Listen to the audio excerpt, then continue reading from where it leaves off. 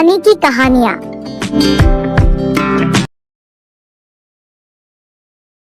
माता शैलपुत्री की कथा। नवरात्रि एक संस्कृत शब्द है जिसका अर्थ है 9 रातें।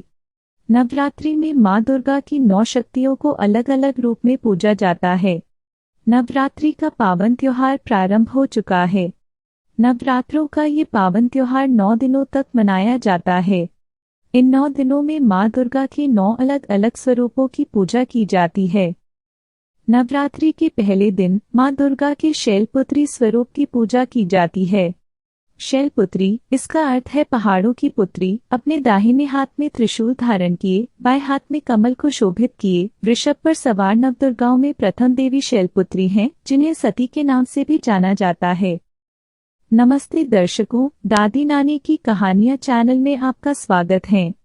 अगर आपको हमारे वीडियो पसंद आते हैं तो कृपया चैनल को सब्सक्राइब और वीडियो को लाइक अवश्य करें। माता शैलपुत्री की कथा के अनुसार एक बार प्रजापति दक्ष ने एक बहुत बड़े यज्ञ का आयोजन किया। इस यज्ञ में उन्होंने सभी देवताओं को अपना अपना योग्य भाग प्राप्त करने के लिए आमंत्रित किया, परंतु उन्होंने भोलेनाथ को निमंत्रण नहीं भेजा। जब माता सती को यह ज्ञात हुआ कि उनके पिता एक अत्यंत विशाल यज्ञ का अनुष्ठान कर रहे हैं, तब उनका मन वहां जाने के लिए बेचैन हुआ। उन्होंने भोलेनाथ को अपने मन की सारी व्यथा बताई।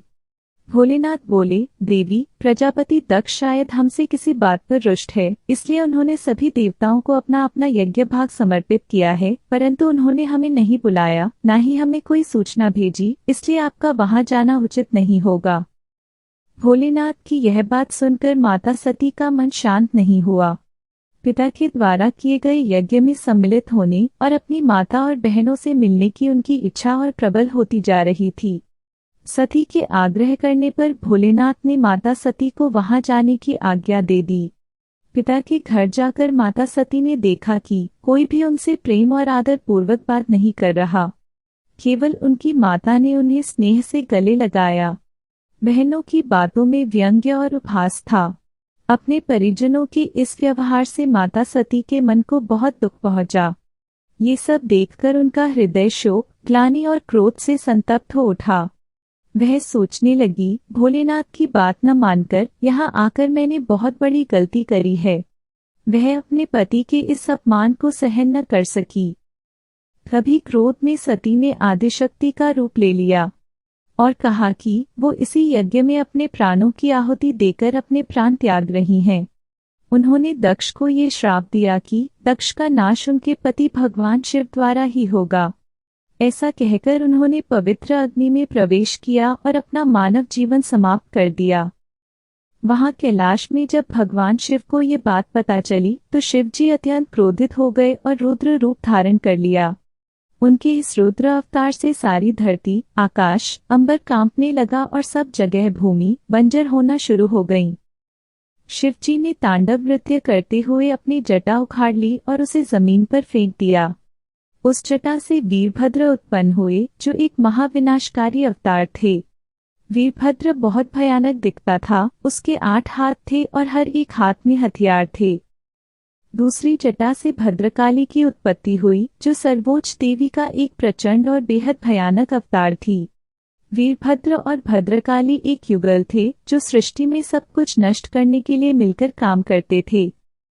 वीरभद्र ने दक्ष की सेनाओं, देवताओं, संतों और अन्य सभी लोग जो दक्ष की तरफ से लड़ने आए उनका विध्वंस कर दिया। वीरभद्र और भद्रकाली ने दक्ष का गला काट के उनका नाश कर दिया। सती ने योगाग्नि द्वारा अपने शरीर को भस्म कर अगले जन्म में शैलराज हिमालय की पुत्री के रूप में जन्म लिया।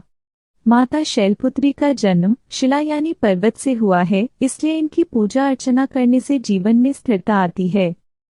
माँ के इस रूप को लाल और सफेद रंग की वस्तुएं पसंद होने के कारण इस दिन लाल और सफेद पुष्प एवं सिंदूर अर्पित करें और दूध की मिठाई का भोग लगाएं।